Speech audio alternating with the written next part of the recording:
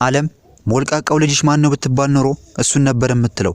የናይጄሪያዊ ሚሊዮነር ልጅ ሞንፋ ጁኒየር ገና የበርና የመስኮት ልዩነት በቁጡ ሳይረዳ ነበር 6 ዓመት ስለሞላህ እንኳን ደስ ያለ ብሎ አባትየው ይሄንን የምታዩትን ቤት ይገዛለት። አዎ ቤት ይገዛለት።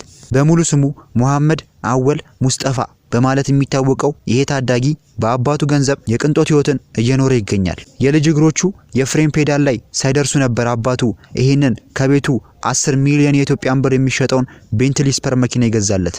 ሞንፋ መች በዚህ ብቻ በቃኝ አለ። ይሄንን ቀይ ላምበርጊኒ አቬንታደር ጨምሮ ለ9 ዓመት ልደቱ ይሄንን ከቤቱ 16 ሚሊዮን የኢትዮጵያን ብር የሚገዛውን ፌራሪ 450 ስፓይደር ይገዛለት። ሞንፋ በተለያዩ ኢንስታግራም ፖስቶች ላይ እንዳጋራው ከሆነ ትምህርት ሲዘጋ ለእረፍት የሚንቀሳቀስበት የአባቱ ጎልፍ ስትሪም የግል ጀት ሲሆን ልብስ ጠዋት ለብሶ ማታ ዛሬ ለብሶ ደግሞ ነገ አይደግምም። ሞንፋ ልብስ ስለሆነ ብቻ አይለብስም፣ የቅንጦት መሆን አለባቸው። እላያቸው ላይ ያለው ብራንድ በሺ የሚቆጠሩ ዶላሮችን ነው የሚያስወጡት።